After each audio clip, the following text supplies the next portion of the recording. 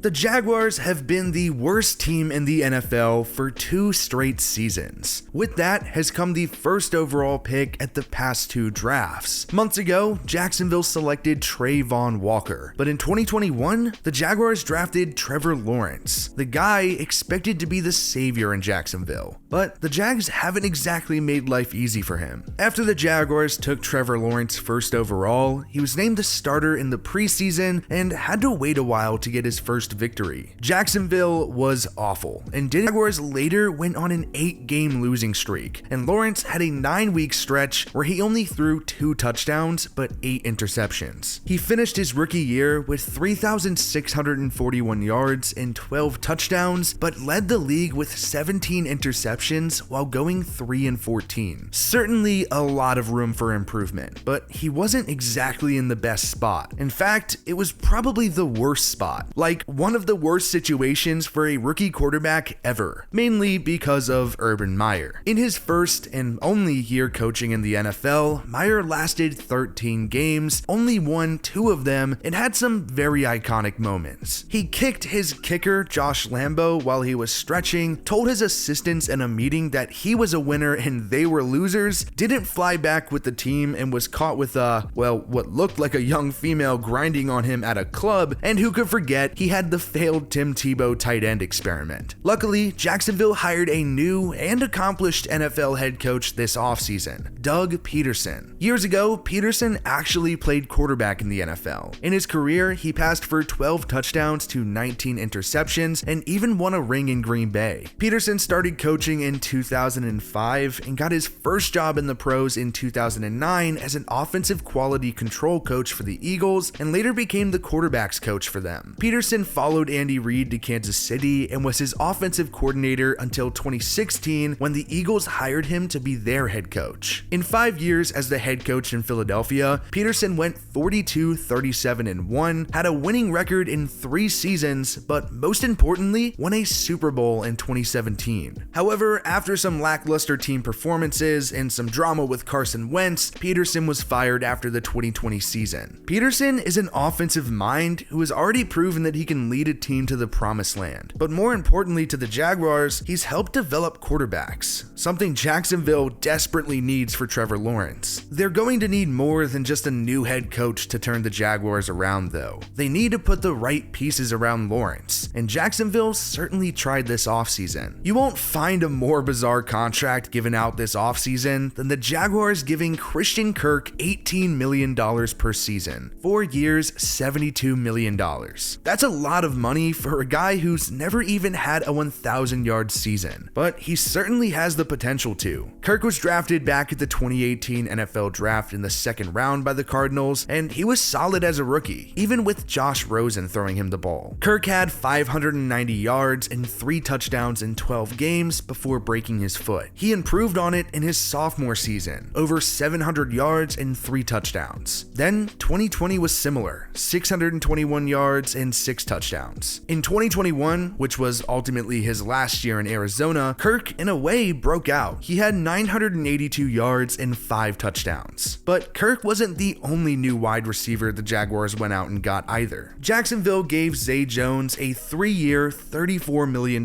deal. Another steep overpay. Zay was taken back at the 2017 NFL Draft by the Bills, where he had 316 yards and 2 touchdowns as a rookie, but the following season, he was Buffalo's leading receiver, 652 yards and 2 touchdowns. But it didn't stop the Bills from trading him to the Raiders for a 5th-round pick in 2019. On the year, in both Buffalo and Oakland, Zay had just 216 yards. In 2020, Zay had just 154 yards and a single touchdown. A couple of new faces for Lawrence to throw the ball to, but he will get his number 1 wideout from 2021 back, Marvin Jones. I think Marvin Jones is a great veteran presence for Trevor Lawrence. He's a solid player and he's been around for a while, since the 2012 NFL Draft to be exact, when the Bengals got an absolute steal in the 5th round. He didn't see a ton of usage as a rookie, had 201 yards and a touchdown, but in 2013, Jones had 712 yards and 10 touchdowns. Unfortunately, he missed all of 2014 due to ankle and foot injuries. Jones returned to record 816 yards and 4 touchdowns, which was his final season in Cincinnati. Cincinnati. He signed a 5-year, $40 million contract with the Lions after. He had a good first season in Detroit, 930 yards and 4 touchdowns. Then, in 2017, Jones was stellar. He had 1,101 yards and 9 touchdowns. He was a bit hurt in both 2018 due to a knee injury and 2019 due to an ankle injury. Over the span, he had 1,287 yards and 14 touchdowns. In 2020, Jones recorded 978 yards and 9 touchdowns. In that offseason, he inked a 2-year, $12.5 million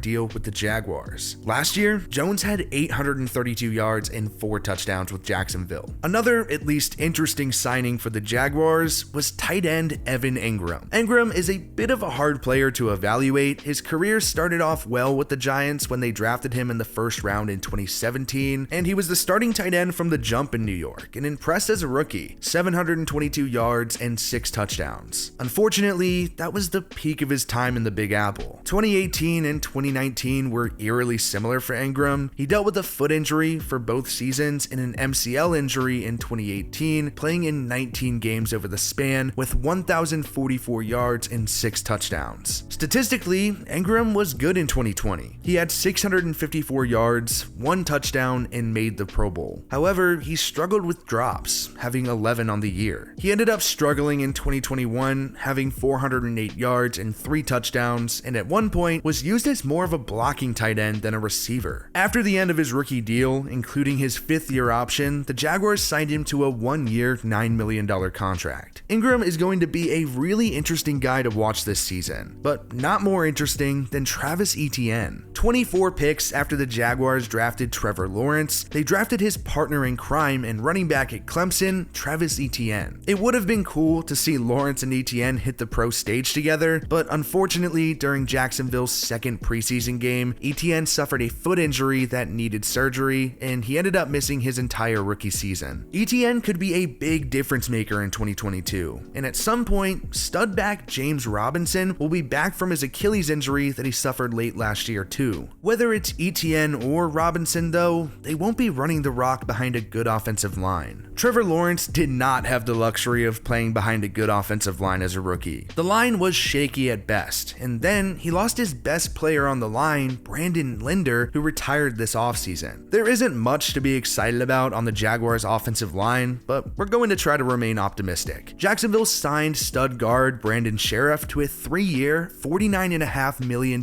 contract this offseason. He was one of the best guards in the NFL during his time in Washington after the Redskins drafted him 5th at the 2015 NFL Draft. He started as a rookie for the Redskins at right guard, and the following year, he made the Pro Bowl, his first of 2 straight. In 2018, Sheriff suffered a torn pec muscle and landed on injured reserve. He was hurt again in 2019 with elbow and shoulder injuries, but still ended up making the Pro Bowl. In 2020, Sheriff was a first-team All-Pro, made the Pro Bowl, and was listed at 98 on the NFL Top 100 Players of 2021 list, all while missing about a month with an MCL injury and playing on the franchise tag. He ended up playing on the tag again in 2021, making his 5th Pro Bowl. Finally, Washington let him walk this offseason. On the opposite of the line at tackle, Jacksonville gave Cam Robinson a 3-year, $54 million deal. He's been good for the Jaguars since they drafted him in the 2nd round back in 2017. He started for the Jaguars as a rookie at left tackle before in 2018, Robinson tore his ACL in week 2. He started in almost every game for Jacksonville in 2019 and 2020 before his rookie deal expired. The Jaguars ended up franchise tagging him for 2021 and did place the tag on him for the 2nd time this offseason, but as I said, they were able to figure out a long-term deal. At the very least, the Jaguars are in a much better position for 2022 than they were last season. The biggest reason? Well, Urban Meyer isn't there. I have a lot of optimism that Doug Pederson can be the right guy for Trevor Lawrence in his development, and while I do think Jacksonville way overpaid for people this offseason, you can't argue that the Jaguars didn't try to put talent around Lawrence. I don't think anyone is expecting much for the Jaguars in 2022, and that's the right idea for sure, but I do think that Trevor Lawrence needs to show a lot more this year than he's shown in the past. He's still young though, and it's only year 2, and yeah, he got put in a shit spot as a rookie, but now it's time to really get a look at what Lawrence can be in the pros, because at the end of the day, and even if you watched him at Clemson, you know, Lawrence is damn good.